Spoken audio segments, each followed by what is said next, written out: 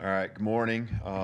Had a great bye week. Our guys get a chance to work on the things that we felt we needed to work on as a team, get a little healthier and in a good spot. The guys got back to work yesterday with a good practice, high energy, very intentional on what the job is that we're up against going into LSU here, and getting a head start on that, whether it be last week or yesterday. So we'll be back at it tomorrow morning, and got an exciting week. Preparing for a good football team. So one update, just want to give because I know I haven't had a chance to, just with the timing of everything, with when we've met Cole Adams with his injury. Just an update there. He'll be out for the year. So we had to deal with that, and last week, and unfortunately, just because Cole's guy that pours everything into it, had an injury earlier in the season. Honestly, at the time, probably thought that was going to be something more significant as far as the time frame with the first one. Just seeing the effort he put into that first injury, you really found out a lot about who he was as a person, as a player, just the toughness he had. And unfortunately, he had another injury here now, and lower body injury, and so we'll be done with the season here this year. Questions? All right, start with Charlie on the far right. Just with Cole, and you also have Jalen out, just what do you do from a receiver standpoint to kind of, I guess, replenish that depth? Yeah, and the season has the flows, right? The guys that are in, the guys that are out. A couple weeks ago, we had multiple guys out with K-Law and Kobe, and that's where Cole got more playing time as well as some others, and so again, unfortunately, we aren't at full strength there, but just much like most of the teams across the country are. So you're shorthanded, but you mix and match, and you continue to find the versatility in guys and put them into spots, and coach them up. And there's a lot of cross training that happens within positions, and receivers one of them. So guys that can play inside and outside both, we're going to utilize them to their fullest potential. But it's always all hands on deck, especially this time of the year. Chase on the far left. What were your thoughts about the edict from the SEC on Friday with the penalties for defenses faking injuries, and how much do you think faking injuries really impacts the integrity of the game? Well, I guess the rules have been the rules, and so just having to find another level of enforcement, I think, and seriousness about it is what's happening here. And so from our end, I already talked to our players, our staff. It doesn't change what we do, because we go about it, and if you are hurt, and you need to stay down, especially if it's substitutions that need to be made. You need to be looked at, but you can put yourself in some tough positions if you really truly are hurt, and that's I really feel like with what our team does and how we operate, how it's going to continue to be. So I've been on the other end where there's situations at the end of the game or whatever it might be that get a little frustrating, and that can happen at any time. But the rules have been the rules, and so we'll just continue to go about business as we always have here in our program. Go with Nick, front right. Yeah, now that you know that Cole's out for the year, do you want to have just one punt returner, or how do you want to handle that position moving forward? Yeah, well, I mean, you will go with who you feel best about. Obviously, we need to continue to always build depth. Said this at the beginning of the year to our special teams, coordinator with Jay Nunez. He does a great job, but also just in developing returners. It isn't just your upperclassmen that you can do it, you have confidence in, but it's also developing younger guys. And you have seen just as much as anyone has that we have younger guys that we've been putting out there with Bach and Ryan, and we need to continue to develop more and more. Not just for today, not just for the next couple games or the rest of the season, but also for the future, years to come. And so, just over and over, you just can't catch enough kicks, punts, and then all the situations that come along with it. When to field it, when to fair catch it. the communication that happens, just being comfortable back there. It's reps and reps and reps of that. And so we're going to always continue to develop more and more guys. And, kind of who you've been seeing is who we'll start out with Bach and Ryan. But, whether we pick just one or the other, I think there's also pieces with the flow of the game, and just things like that might dictate, or even a situational call that we want to where we have a certain guy out there. Jump back over to the left, Katie. Nick just talked about the importance of starting fast on the road.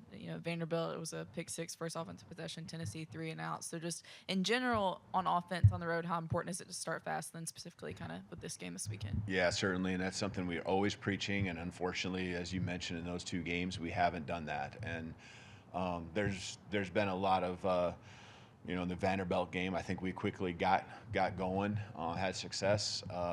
You just can't dig yourself a hole, especially giving the opponent a momentum in an environment like we're going to see at LSU. So it's critical. We preach it every day. We try to even set up our practice to where we do start fast, whether it's offense or defense.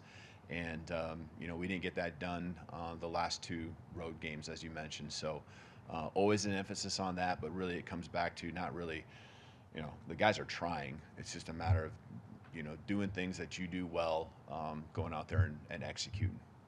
Stay on that same row. Let's go to Colin.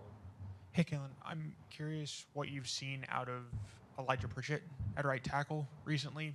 It seems like, from our perspective, that he's struggled a little bit from that position. How have you seen him kind of handle the last off week, and how comfortable do you feel about the right tackle position right now? Yeah, I think Elijah's got a ton of potential, and a lot of things that he's grown in. There's always the areas, and at this time of the year, there's enough film on someone to where teams attack you certain ways, and whether we're talking about the tackle position or it could be anywhere, defensive back, defensive line.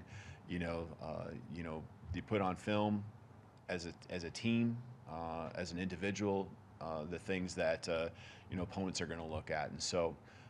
He's continued to work hard every single day. I mean, he comes out to practice. He's competitive. I feel like his growth has been kind of proven over the year. I think there's a consistency to him that is higher than what it was at the beginning or even the middle of the season. And, that's what you're looking for. That's all you can ask in your players, is that they continue to grow. They can continue to improve, and he's doing that, and we'll continue to help him as coaches. That's our job. All the way back right, Ryan. Hey, Coach. Many people believe this one on Saturday must win for Alabama. What's your approach? This is why you come to Alabama for games like this, and what's been the attitude with you going into a game where there's really not a lot of wiggle room left this season? Yeah, and that's, you saw our response, I think, with the Missouri game. Because really, that was the case there. And, I say that, and then all of a sudden you start thinking, well, why wasn't that the case when we went to Tennessee? Well, it was, it's just, more experiences that you have together, the backs of the wall, there's different things that different teams respond well to. And at least for the first test, and Missouri was at home, we got off to a fast start defensively. Did a nice job there and just continued to apply pressure, I think, offensively. And once we got the field position in our favor, we kind of cracked through. But for us, it's just always going back to really the process and, the work that needs to be put in, the areas we needed to continue to improve on. And the guys, I use the word intentional a lot, whether it's here, whether it's with our team. We have to be intentional, and we got to bring that energy in order to really continue to improve, and they're doing that. And they want to make something big of this season, and it's supported through the action that you see on the practice field. You see it in just the way they're going about their business off the field. Just the details that really continue to hone in on. And it's just a matter of time, right? As the season goes on, you become more comfortable with what we're doing, whether it's our scheme or just the routine or, each other. And a lot of our youth is rising up and continuing to gain more and more confidence, mixed in with the veterans that continue to bring great leadership. So I like where we're at. Unfortunately, like you said, we have less wiggle room. And our backs are to the wall, and so we're going to fight each and every day, bite, scratch, and claw, like you've never seen, and that continues on this week. Lee Grace in the back left. Coach, on the other side of a bye week, what indicators are you looking for in your team that lets you know it was productive and that their mindset is in the right place for a game like LSU? You talking about like this week? Yeah, I think last week and this week is a great indication. I guess this week I'm talking about yesterday's practice. Ton of energy. There was a purpose, just very deliberate in how we went out there. There's emotion and there's energy, but it's really focused on the right things. And the leaders. What I challenge our team to do is not just have the leaders that have been the leaders step up, but have at this point a team full of leaders. We can't have. These freshmen aren't freshmen. The new guys that come into this program aren't just new guys anymore. This is our team, and that's been the message. But really, for them to all raise their game as leaders, that means accountability for themselves, ourselves, each individually, and then also bring someone else with you. And that's been the challenge the last couple weeks, and I continue to kind of hone in on that. All right, we're going to finish up with Tony here on the left. What have you seen from Robbie Utes, and how big is his ability to kind of handle some of that dirty work that maybe goes unnoticed on offense? Yeah, and he does some things on special teams too with Robbie. He's just a really versatile guy, becoming more versatile when it comes to special teams and offense.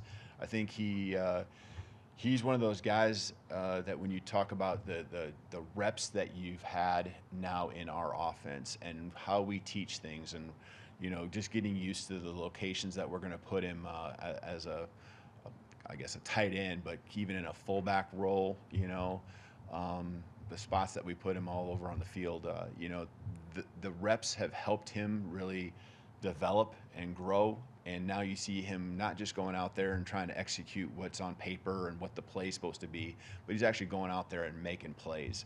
I think the first play or early in the game, we went right to him, and just like it was second nature for him, to run the route, to catch the ball, to, get vertical and, run through people like he's used to doing. And he's a guy that our team looks to because he's very just unselfish. Will do whatever it takes for our football team to be successful. And that happens through his effort, happens through his attitude. You can just see it. And he's a pleasure to have on our football team, pleasure to coach. All right, thank you, Coach. Okay, thank you. Roll Tide.